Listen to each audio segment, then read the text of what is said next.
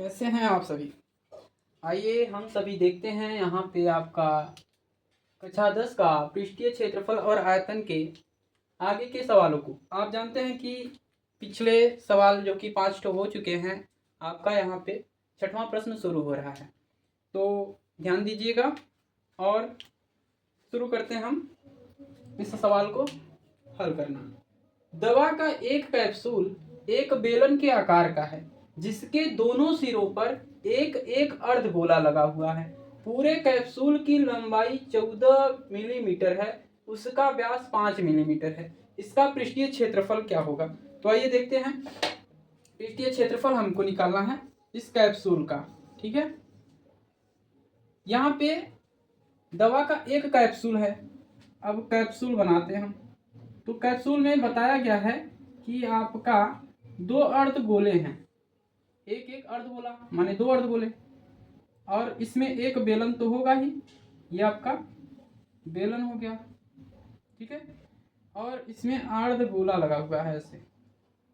ठीक है, देख सकते हैं आप, इधर से भी ऐसा ही अर्धगोला है, तो माना जा सकता है कि हाँ अर्धगोला है। तो हम ऐसे आपको दिखा देते हैं। यहाँ पे अर्धगोला,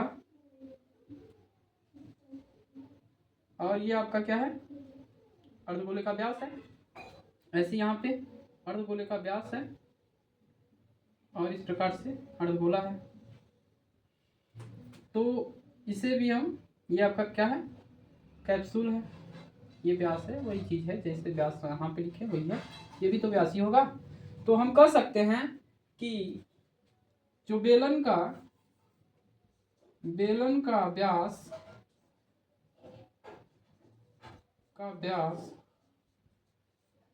तथा त्रिज्या जो भी हो दोनों, वो अर्धगोले के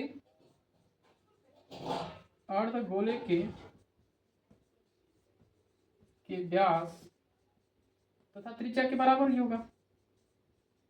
क्यों, ये तो देख रहे हैं आप लोग, कहा जा सकता है।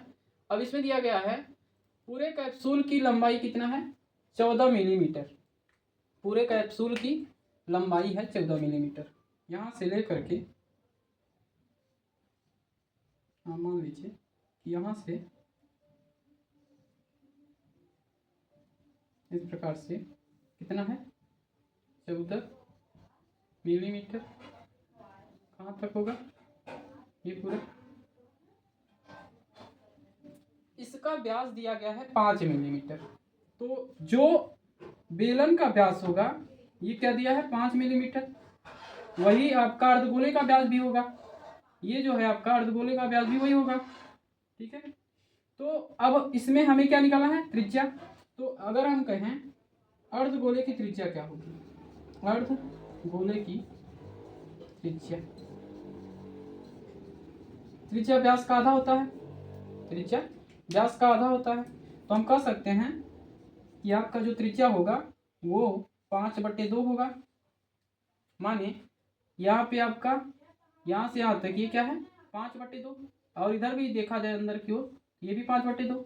ऐसे यहाँ पे इस केंद्र से इधर देखेंगे तो आप त्रिज्या जो है कितना है, 5/2, और इसके अंदर चले आप आइए तो ये भी 5/2, 5/2 इधर, 5/2 इधर, ये भी आपका 5/2, उधर भी 5/2, इधर भी 5/2, तो ऐसे इधर भी है।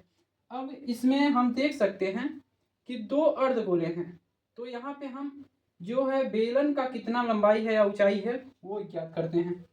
बेलन की ऊंचाई, इसे ऊंचाई दर्शा दो या लंबाई का दो। अगर हम इसको ऐसे खड़ा कर देते तो ऊंचाई हो जाता ना, ऐसे भी ऊंचाई ही कर सकते हैं आप। बेलन की ऊंचाई को ऐसे प्रदर्शित करेंगे एच से। अब बताइए, इधर अर्धगोला, इधर भी अर्धगोला।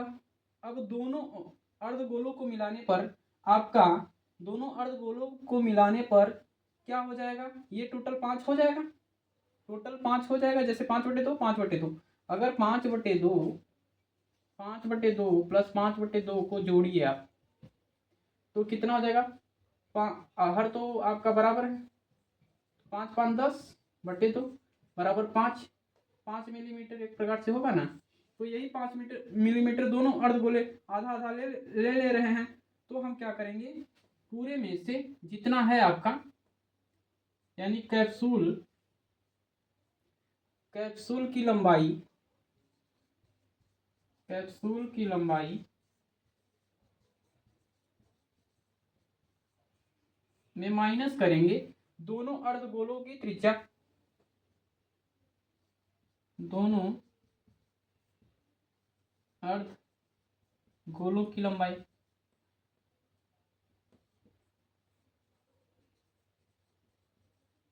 यही तो करना है। कैप्सूल की लंबाई कितना है 14 मिलीमीटर, और दोनों को मिलाने पर कितना बना आपका 5 मिलीमीटर। घटाएंगे तो हमारी जो बेलन की ऊंचाई वो कितना आएगा, 14 में से 5 गया 9 मिलीमीटर। तो यहाँ से यहाँ तक की जो दूरी होगी यानी ऊंचाई जो होगी 9 मिलीमीटर होगा। ये आपका निकल गया। अब इसमें हमें सब कुछ मालूम हो चुका है। तो मेन है इसमें आपका, अब इसका माने कैप्सूल का पृष्ठीय क्षेत्रफल ज्ञात कीजिए। तो चलिए कैप्सूल का पृष्ठीय क्षेत्रफल ज्ञात करते हैं। एक साइड में ज्ञात कर लेते हैं यहीं पे, ठीक है।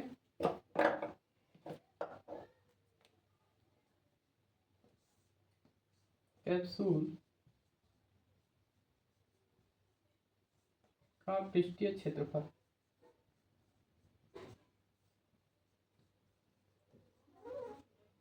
कैप्सूल का पृष्ठीय क्षेत्रफल ज्ञात करने के लिए यहाँ पे आप देख सकते हैं एक बेलन है और दो अर्धगोले हैं। तो हम कह सकते हैं बेलन का वक्र पृष्ठीय क्षेत्रफल और प्लस में दोनों अर्धगोलों का पृष्ठीय क्षेत्रफल, दोनों अर्धगोलों का वक्र पृष्ठीय क्षेत्रफल।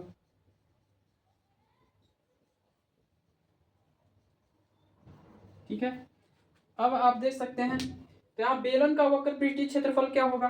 अब बेलन का वक्र पृष्ठीय क्षेत्रफल यहाँ पे एक प्रकार से हम कह देंगे खोखला है पूरा, बीच का यहाँ पे खाली है दोनों साइड में। तो अब हम तो एक साइड में देखेंगे एक प्रकार से आज बन रहा है, तो देखना जा रहा है बेलन का वक्र पृष्ठीय क्षेत्रफल क्या होता है। तो बेलन का वक्र पृष्ठीय क्षेत्रफल आपका 2πr/h। तो यहाँ क्या बनेगा 2πr/h बेलन का वक्र पृष्ठीय क्षेत्रफल हो गया। अब दोनों अर्धगोलों का वक्र पृष्ठीय क्षेत्रफल, तो यहाँ पे प्लस करते हैं, दो का गुणा कर देते हैं। तो अब हम निकालेंगे अर्धगोले का वक्र पृष्ठीय क्षेत्रफल। वक्र पृष्ठीय क्षेत्रफल क्या बनेगा आपका, तो यहाँ पे आपका 2πr², जो संपूर्ण गोले का होता है उसका आधा करते हैं, संपूर्ण गोले का पृष्ठीय क्षेत्रफल जो होता है उसका आधा कर दिए तो 2πr² आया। ठीक है। अब दोनों साइड में है एक, इस गोले का निकाल लीजिए तो 2πr², दो ठो है इसलिए दो का गुणा कर रहे हैं, सिंपल सी बात। आगे 2πrh प्लस 2 दूना 4 πr², ये हो जाएगा। फिर आगे बढ़ेंगे तो 2πr कॉमन हो जाएगा, 2πr कॉमन होने पर केवल बचेगा h और इधर बचेगा 2r। कितना बचेगा, क्योंकि देखिए दो कॉमन हो गया तो यहाँ से दो चला जाएगा उधर, तो माने 2 दूना 4 होता है, 2 दूना 4 और पाई बाहर है, एक आर इसका चला आया, एक आर बचा हुआ है। अब इसमें हम मान रखेंगे, चलिए मान रखते हैं। इससे पहले इसे हम हटाने वाले हैं, तो आपको स्क्रीनशॉट लेना हो तो ले लीजिए। चलिए इसको साफ करते हैं, लेकिन मान आपको याद रहना चाहिए क्या क्या हमें रखना है। तो मान रखते हैं 2 इंटू पाई का मान 22/7 इंटू आर का मान कितना है 5/2, एच का मान कितना आया था 9 प्लस 2 गुणे 5/2 आर का मान, इस प्रकार से कर लेंगे। आगे यहाँ पे 2 से 2 काट सकते हैं आप, और 22×5 110/7। इधर क्या करेंगे हम, 2 से 2 इधर भी कट गया, 9 5 14, 7 दूना 14 कट गया। और यहाँ का आपस में गुणा करेंगे तो 2 0 हम 0, 2 1 का 2, 2 1 का 2, ठीक है। और यहाँ पे हम किस में मान निकालना है, तो क्षेत्रफल पूछेगा तो मिलीमीटर स्क्वायर करेंगे, ठीक है। यहाँ पे आपका क्षेत्रफल पूछा है तो मिलीमीटर स्क्वायर करेंगे। 220 मिलीमीटर स्क्वायर आपका आंसर आया, ठीक है। ये आपका आंसर है। सवाल आपको समझ में आया होगा। इसके बाद हम लोग देखेंगे 7वां प्रश्न, ठीक है। तो आप देख सकते हैं।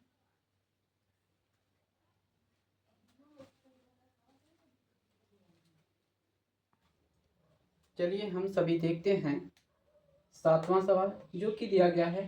कोई तंबू एक बेलन के आकार का है जिस पर एक शंकु अध्यारोपित है। तो चलिए चित्र भी बनाते जाते हैं, साथ में पढ़ते जाते हैं आगे। तो क्या है, कोई बेलन है, कोई बेलन है, ठीक है।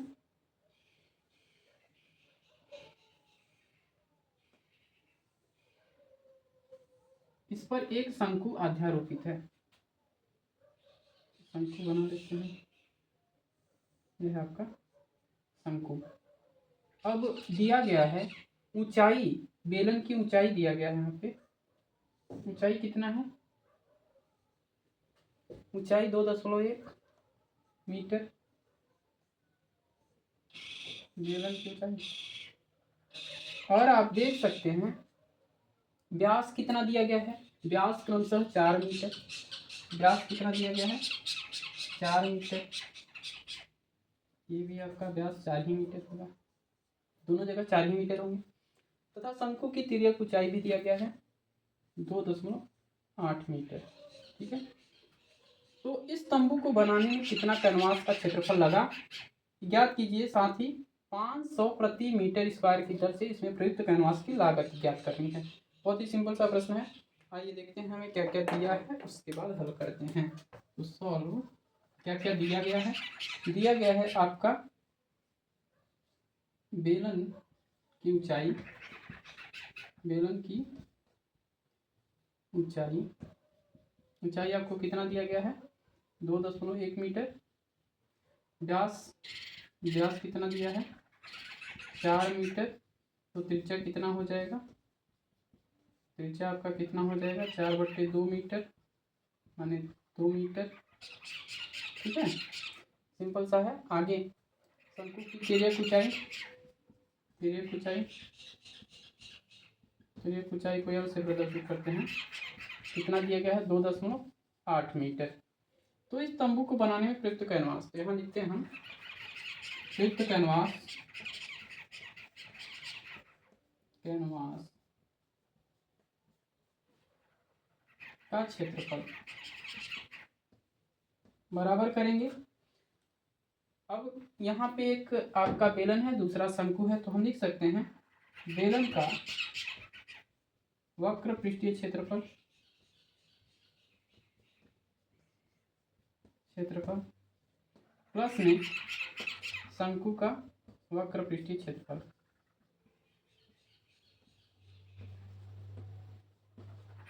क्षेत्रफल, बेलन का वक्र पृष्ठीय क्षेत्रफल क्या होता है 2 पाई RH प्लस शंकु का वक्र पृष्ठीय क्षेत्रफल क्या होता है,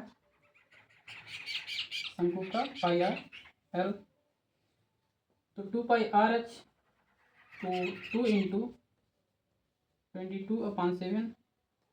आर का मान कितना होगा, आर का मान दिया है यहाँ पे 2 मीटर 2। एच का मान कितना है, ऊंचाई कितना है 2.1, तो 2.1 प्लस पाई का मान फिर से 22/7, आर का मान 2, तिर्यक ऊंचाई कितना दिया गया है 2.8 मीटर, ठीक है। सबका गुणा करते हैं और जोड़ते हैं इनको।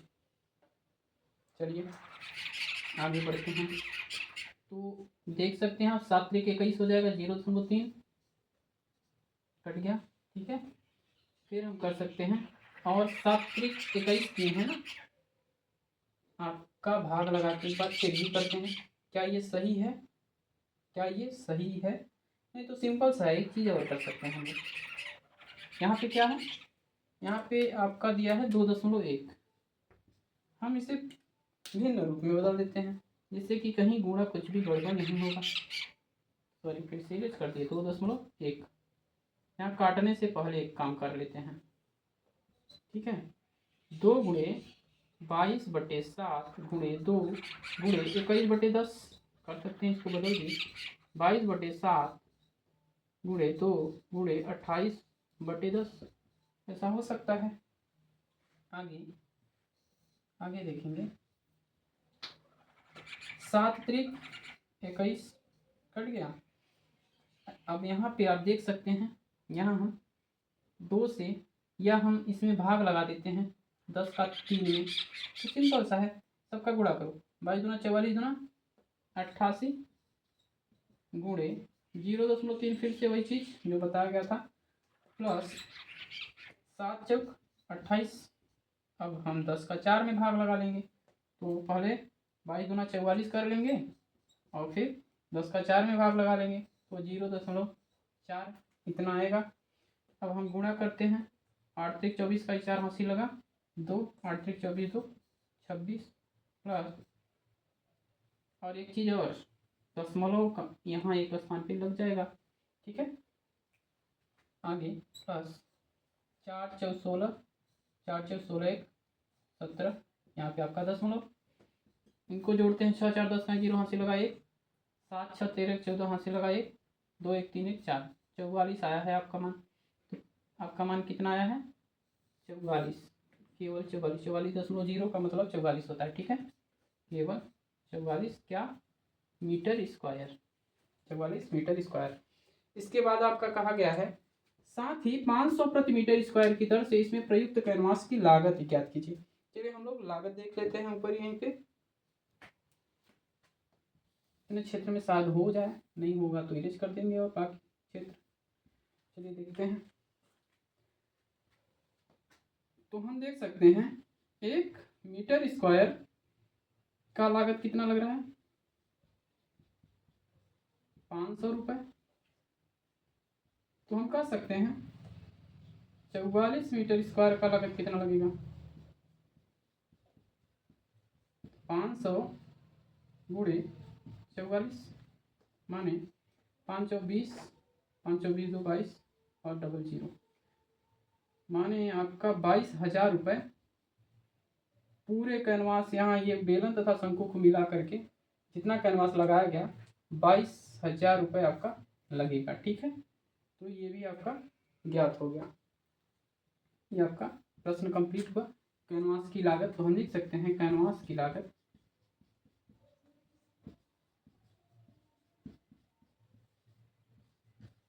22,000 रुपये, ठीक है।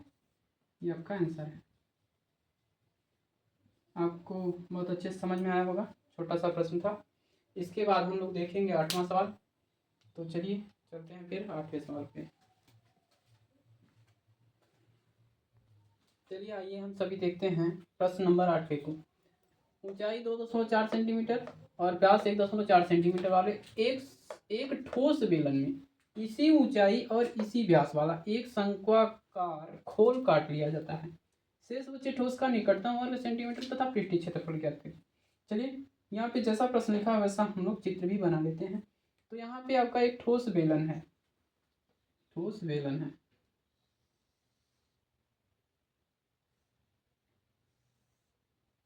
ठीक है। अब ठोस बेलन का मतलब क्या है? माने बंद है सभी तरफ से, ठीक है। यहाँ पे ये बंद है सभी तरफ से।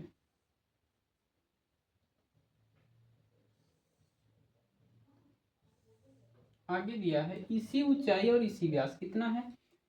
व्यास और ऊंचाई दिया गया है। ऊंचाई कितना है?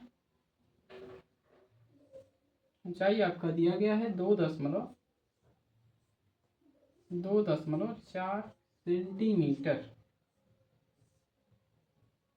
और आगे आप देख सकते हैं व्यास, ये आपका व्यास है। व्यास कितना दिया है? 1.4 सेंटीमीटर। तो हम तो त्रिज्या निकालना चाहेंगे। आइए लिखते हैं यहाँ पे, बेलन की ऊंचाई ऊंचाई कितना है एच बराबर 2.4 सेंटीमीटर, 2.4 सेंटीमीटर। और बेलन का जो व्यास है वो दिया है आपका 1.4 सेंटीमीटर। तो त्रिज्या तो इसका आधा होगा, सिंपल सी बात है।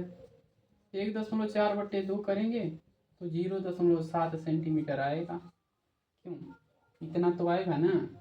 अब शंक्वाकार खोल काट लिया जाता है, इसी बेलन में शंक्वाकार खोल काट लिया जाता है और बता दिया गया है इसी ऊंचाई का माने और इसी व्यास का। ऊंचाई आपका ये हुआ, शंकु की ऊंचाई निकाल दिए और व्यास तो यही आपका दिया गया है। इसी ऊंचाई तथा इसी व्यास का एक शंकु काट लेना है। अब आपका ये शंकु भी इसी के अंदर बन गया। हमें कलर देना चाहिए था दूसरा इसमें। चलिए एक बार फिर से देख लेते हैं, इसी में हम बना लेते हैं। ठीक है, ये आपका शंकु है और ये शंकु की ऊंचाई है। ऊंचाई उतना ही है जितना आपका बेलन का है। ठीक है, तो शंकु का यहाँ पे तो जो भी त्रिज्या और व्यास होगा उतना ही शंकु का भी होगा जो कि बेलन का है। चलिए, तो हमें निकालना है शेष बचे ठोस का निकटतम वर्ग सेंटीमीटर तक पृष्ठीय क्षेत्रफल। तो हम निकाल सकते हैं शेष बचे ठोस का पृष्ठीय क्षेत्रफल।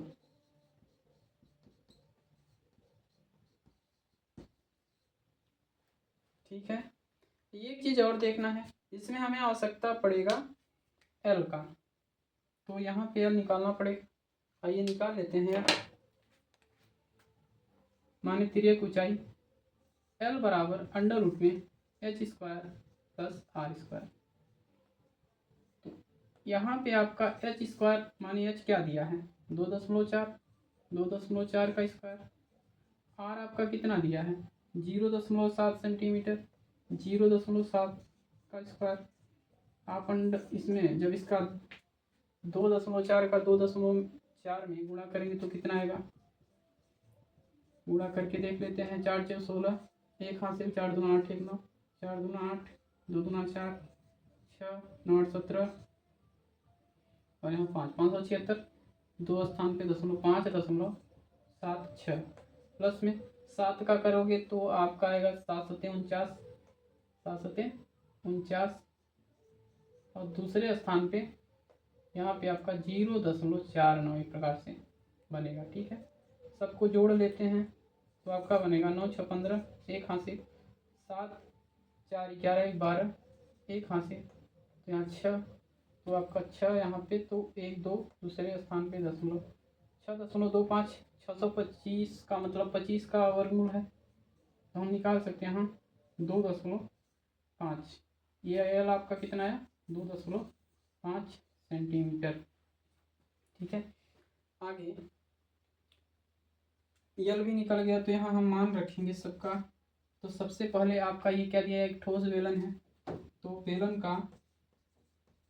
बेलन का वक्र पृष्ठीय क्षेत्रफल प्लस ये ठोस है इसलिए इसका आधार हम लेंगे, प्लस में वृत्त का क्षेत्रफल और प्लस में ये शंकु भी तो इसी में है। तो शंकु का वक्र पृष्ठीय क्षेत्रफल,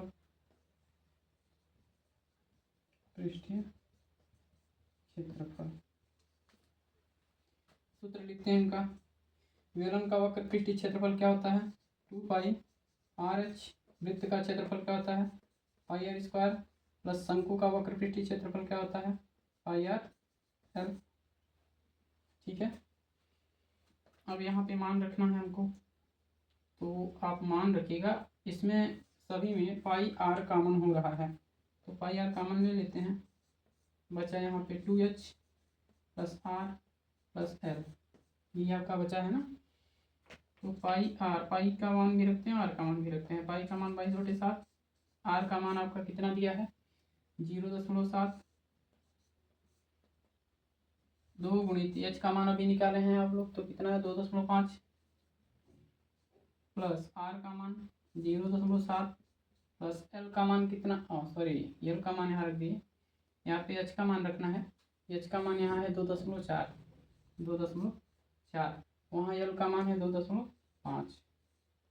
ठीक है, यहाँ हम काट देते हैं इसको, 22 गुणित 7 1 का 7, 0.1, यहाँ 0.1 बचेगा, गुणा करते हैं तो 24 दूना 48, माने 4 दूना 8, 4 दूना 2 दूना 4, 4.8 प्लस 0.7 प्लस 2.5।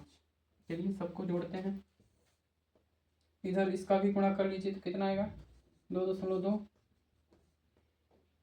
ये आपका हो जाएगा 5 7 5 12 8 20, 2 अभी बचा है तो आपका हो जाएगा 2 4 2 6 2 8, तो 8 आया है, 8.0 माने 8। अब हम 2.2 का 8 में गुणा करेंगे, 8 दूना 16 के 6 से लगा 1, 8 दूना 16 17, 17.6, 17.6 सेंटीमीटर स्क्वायर आपका क्या है आंसर। यदि आपको वीडियो अच्छा लग रहा हो तो वीडियो को ज़रूर लाइक करें, चैनल को सब्सक्राइब भी करिए और चैनल को शेयर भी करिए, जिससे लोग समझ पाए, सवालों को देख पाएँ और आगे अपना पढ़ाई करते रहें। चलिए इसके बाद हम सभी देखते हैं 9वां सवाल। आइए हम सभी देखते हैं प्रश्न नंबर 9, जो कि प्रश्नावली 12.1 का लास्ट प्रश्न है एनसीईआरटी बुक से। ठीक है, यहाँ पे आपका दिया गया है, लकड़ी के एक ठोस बेलन के प्रत्येक सिरे पर एक अर्धगोला को खोद कर निकालते हुए, इसको निकाल लिया गया, इसको भी निकाल लिया गया, वस्तु बनाई गई है। यदि बेलन की ऊंचाई 10 सेंटीमीटर है, बेलन की ऊंचाई कितना दिया है आपको 10 सेंटीमीटर। ठीक है, और आधार की त्रिज्या, यहाँ से तो कुछ न कुछ त्रिज्या तो बनेगा ही ना दोनों साइड में, तो दिखा देते हैं आपको यहाँ से, ये कलर चलाते हैं, ये आपका त्रिज्या बनेगा। ठीक है, ये आपका त्रिज्या बनेगा, तो त्रिज्या कितना दिया गया है 3.5 सेंटीमीटर, 3.5 सेंटीमीटर। तो वस्तु का संपूर्ण पृष्ठीय क्षेत्रफल ज्ञात कीजिए। आइए निकालते हैं। सबसे पहले दिया क्या है वो लिखते हैं हम, आपका दिया गया है बेलन की ऊंचाई कितना दिया गया है 10 सेंटीमीटर, त्रिज्या कितना दिया गया है आपको 3.5 सेंटीमीटर। ठीक है, ऊंचाई और त्रिज्या आपको दे दिया गया है, तो हम निकाल सकते हैं यहाँ पे। तो इस वस्तु का संपूर्ण पृष्ठीय क्षेत्रफल हम लिखेंगे, वस्तु का संपूर्ण पृष्ठीय क्षेत्रफल। ठीक है, अब बेलन का वक्र पृष्ठीय